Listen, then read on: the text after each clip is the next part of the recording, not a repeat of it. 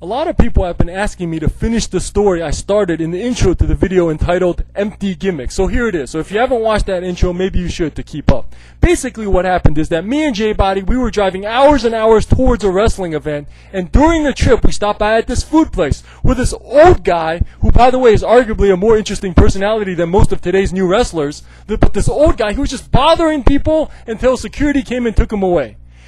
We leave the food place, we go to the wrestling event, then we drive hours and hours back home, where before I go home, I stop at a convenience store, and guess who's standing outside? The old guy, alright? And here's a part J-Body reminded me of. At the food place, when he tried to bother us and I stopped him, he looked at me and he's like, "You about the ugliest motherfucker I ever saw!" You know, and when they were taking him away, security was taking him away, he's like, "I'm gonna whip your ass, sonny boy! I'm gonna whip your ass!" So when we saw each other at the convenience store, I got out of the car, we make eye contact, and he's like, well, dreams do come true.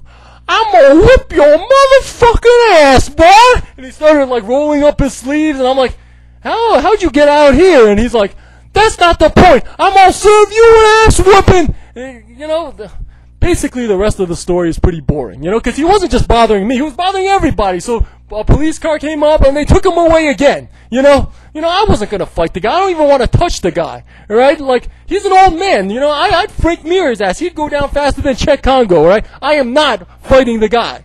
All right, so basically that's the rest of the story. It's pretty boring. All right, so there you have it, and now we go to our usual routine of me talking about wrestling and getting myself upset at the state of today's wrestling.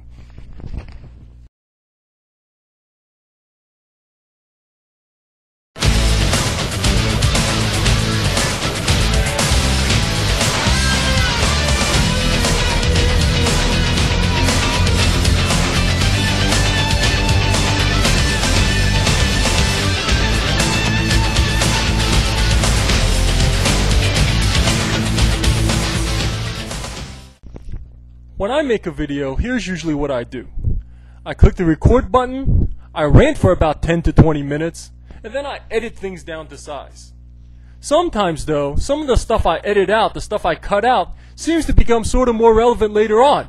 For example, in my TLC video, I did have an outtake where I talk about a heel Bob Backlund style title win and run, but I thought it wasn't really needed, so I cut it out, and now Sheamus is the world champion.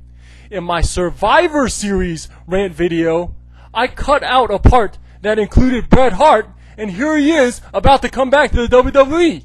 One of the first things that I vented about regarding my Survivor Series live experience that got cut out of the final video was the show's opening and the live crowd's reaction to it. Now, as you know, the opening to Survivor Series featured all these legends. I guess the WWF can't make new stars, so I guess they'll use old ones for the intro. But with like all these stars appearing on the screen, you think the adrenaline would be pumping, right? You think the crowd would be going nuts, right? Getting ready to explode, right? No, absolutely not. The crowd was almost quiet for the entire thing, right? At first I think they show Hogan and Andre, and the crowd just quietly claps. Think about it. Quietly clapping for Hogan and Andre. But then they go through this laundry list of legends. The Ultimate Warrior, Bret the Hitman Hart, and the crowd is just virtually quiet through the entire thing. Painfully quiet. You look at them and they're basically like,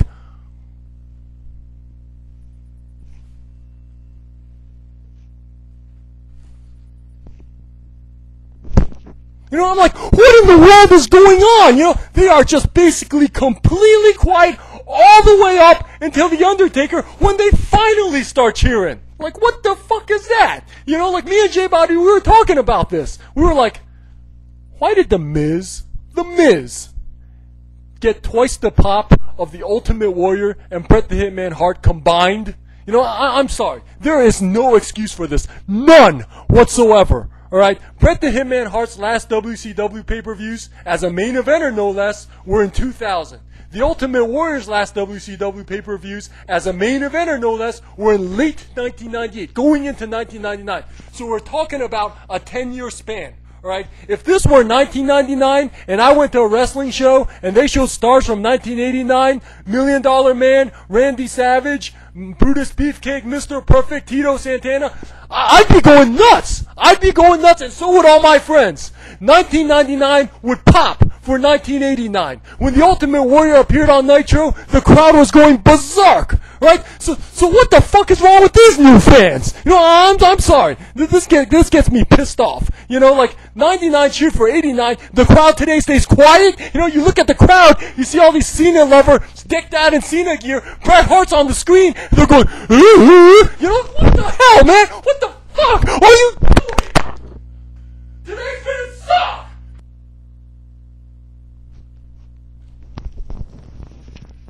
I just got a message from someone who says he thinks Hornswaggle is going to get a louder pop than Bret Hart. All right.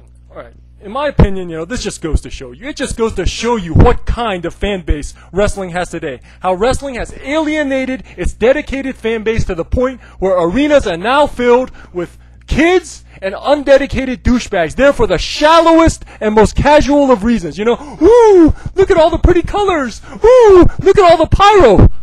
I'm at a wrestling event. You know, fans who seem to have no care for things like quality ring work, storylines, booking, build-up, weight classes, title divisions, or legacy. Right? That's why the WWE can get away with these things, I think. That's why they can make Hornswaggle the star of Raw, throw the belt on Sheamus with almost no build-up, and these fans seem to completely not care because they don't value these things. They don't value the belts. They don't value build-up. As long as the fireworks stay pretty, the music stays loud, and Cena keeps up those stupid slogans one right after another, that's all they seem to care about. This is why, in my opinion, unless Bret Hart gets lucky and runs into a crowd filled with enough old school fans, or debuts in Canada or a big city like New York or something, the Raw crowd might barely even know who he is. And even if they know who he is, they might not even care. You know, it's like, what's this Bret Hart guy doing out here? Where's Hornswaggle? I want to cheer twice as loud for him. You know, in my opinion, the WWF put themselves in this position. You push the spinny belt, you get spinny belt fans, you know? But are spinny belt fans also Bret Hart fans?